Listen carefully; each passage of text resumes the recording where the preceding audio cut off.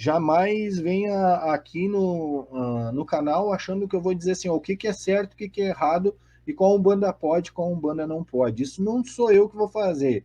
Aliás, nunca veio uma entidade em terra dizer qual Umbanda era certa, qual Umbanda era certa e qual Umbanda era errada, tá? Nunca, nunca, nunca, nunca veio essa alguém dizer qual que era a Umbanda certa e errada. Então não vai ser aqui que a gente vai falar sobre o que é certo e o que é errado.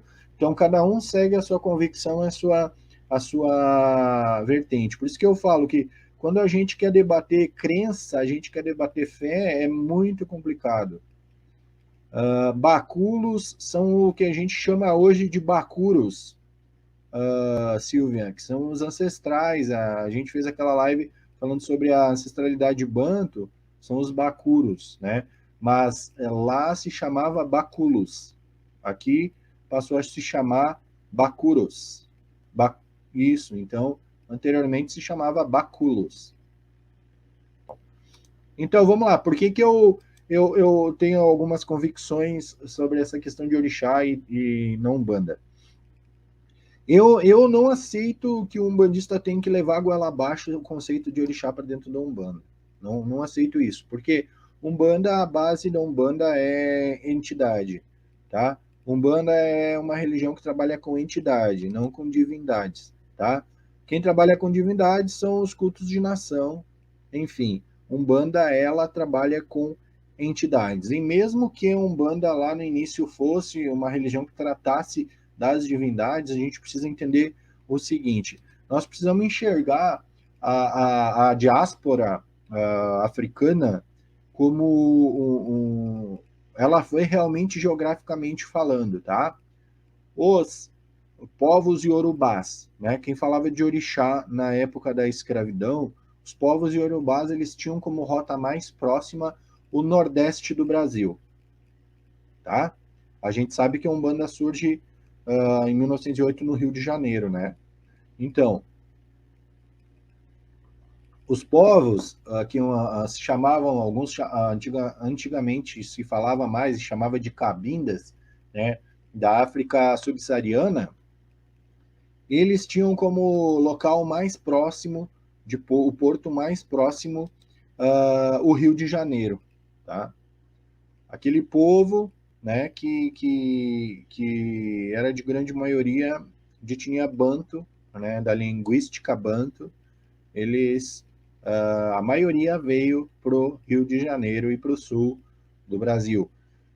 Quando a Umbanda começa a desenvolver-se, então haviam pouquíssimos, e eu diria até raríssimos, pessoas que conheciam ou falavam o idioma iorubá, né? Então, o iorubá no Rio de Janeiro era raríssimo, raríssimo em meados de 1900, ali no início de 1900.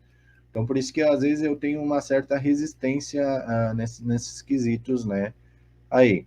Então, mas eu vou chegar lá ao o que eu gostaria de passar para vocês. Então, fala-se muito, né, nos dias de hoje sobre as macumbas cariocas, né? Mas na época não se falava disso, ninguém chamava macumbas cariocas, tá? Os locais que essas pessoas incorporavam, né, que atendiam nas casas, isso sempre teve. Antes da Umbanda 1908, sempre aconteceu. Existiam locais onde as pessoas incorporavam espíritos para atender outras pessoas, tá? O nome dado a esses locais, né, naquele período, era chamada casas de espíritos ou casas de fortuna. Em alguns momentos, inclusive, chamados de casas de dar fortuna, tá? Capítulo 10 do livro Religiões Negras no Brasil, ali fala sobre alguns episódios na Gazeta de Notícias, Diário de Notícias, Correio Mercantil, Diário Constituinte, Jornal do Recife, Diário de Pernambuco. Então, tudo que eu estou falando aqui é com base contextual dentro de um contexto histórico. Então, não é eu que estou inventando. Então, já existiam essas casas e não se chamava nem no Rio de Janeiro, no local nenhum de macumbas cariocas. Se chamavam de casas de espíritos ou casas de fortuna. Então, esses eram os nomes que eram dados para esses espaços que atendiam as pessoas.